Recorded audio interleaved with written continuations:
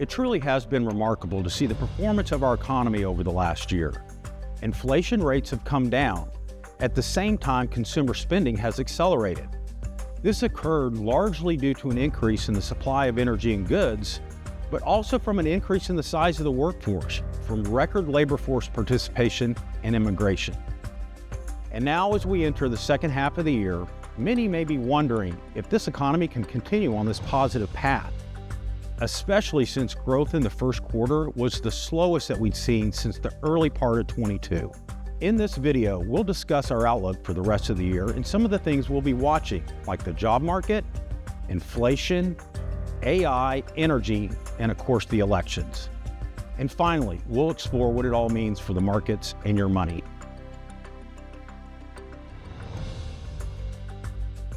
We've often remarked on how resilient this job market has been, really going back to when the Fed started hiking interest rates back in March of 22. And today, the unemployment rate is near 4%. It's been that way now for over 2 years. It's been very strong. And you have to go all the way back to the 1960s to see a period when we've been this tight, when an unemployment rate of 4% or below. And what I think it sets us up for is continued strong job growth, which drives increases in personal income, therefore increases in consumption and supports overall economic growth. Now, as far as overall household wealth, I think most people would be amazed to learn that Americans today, on average, are the richest they've ever been.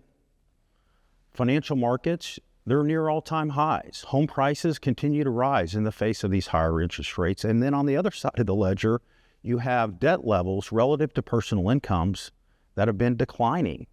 That all sets us up well for continued growth, especially from the middle-income Americans and high-income Americans. They're the ones that own homes. They're the ones most exposed to financial assets. The lower-income Americans, it's different.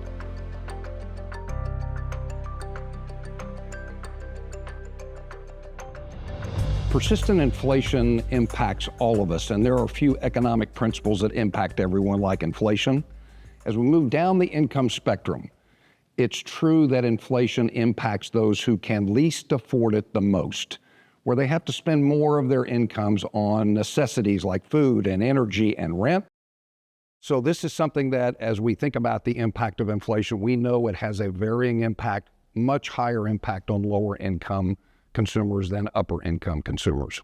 This is an election year, and obviously politics play a part in how we're thinking about fiscal policy on a go-forward basis, but the Federal Reserve really does not consider political implications when they're thinking about monetary policy. They have two main mandates: full employment and price stability. Fiscal policy can impact that, but they have no control over what those fiscal policies are, and frankly, they don't care who the president is. The Fed is playing a long game on inflation. They don't want to make the same mistakes that it appears some past Federal Reserves have made. The history of inflation is that it tends to come in waves, where we will have an initial impulse of inflation like we did in 2021 and 2022, then a decline for some period of time before we set up for an echo wave of inflation.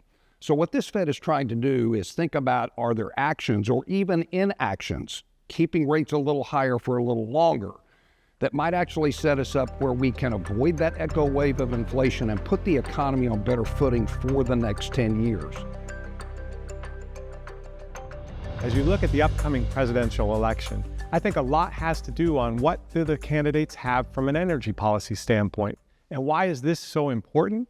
Because the biggest growth driver that we have in the U.S. economy right now is artificial intelligence. But AI uses an incredible amount of power. So if you don't have a sound energy policy, it's going to be very difficult to produce the energy needed to develop AI in a reasonable fashion. If you look at what we've done over the last 10 years, what we've done is essentially move from coal towards natural gas, solar, and wind in an effort to clean our emissions. But at the same time, that can be a little less reliable. As you look at the two presidential candidates, President Biden, his initiatives would probably focus on reducing our dependence on oil. He'd focus on liquefied natural gas caps to keep the price of natural gas lower. And he'd probably continue to subsidize solar and wind. Now, if Donald Trump were to win the presidency, I think you'd see the opposite. I think you'd see lower subsidies of wind and solar. At the same time, you may be seeing increases in the use of coal and natural gas. Both of these agendas would be focused on how do we develop cheap, reliable energy that can fund the artificial intelligence wave that is coming. And so as we look at the election, that's what we're considering is how does that impact the U.S. economy? Artificial intelligence could be a great driver of productivity. And if that occurs, the country that is able to couple cheap energy with technology for AI is going to be the economic powerhouse 30 years from now.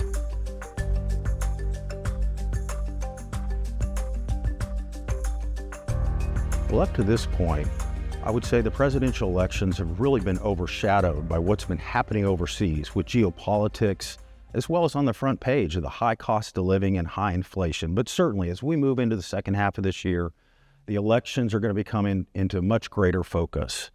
Having said that, I will say that risk markets, the stock market, tend to do well in presidential election years.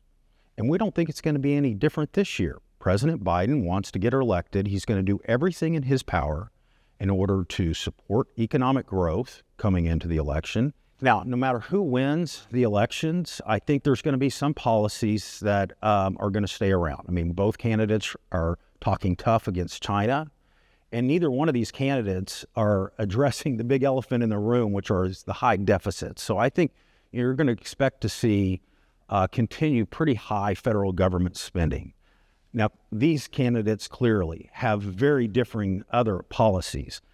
The bond market is super sensitive to Trump's plans to increase tariffs and thinking about what that means for interest rates and inflation. And then in the case of President Biden, who plans on raising taxes, the equity market is sensitive to that because what does it mean for earnings and economic growth going forward? At this stage, we need to see what the results of the elections are. We need to understand what the makeup is of Congress before we can really discount what policies are going to get passed and what that actually means for the economy and markets from then. Throughout the year, we will continue to monitor these events and economic data closely to keep you informed. We invite you to explore our Midyear Outlook webpage, including the downloadable report that dives deeper into these topics. And as always, thank you for trusting BOK Financial.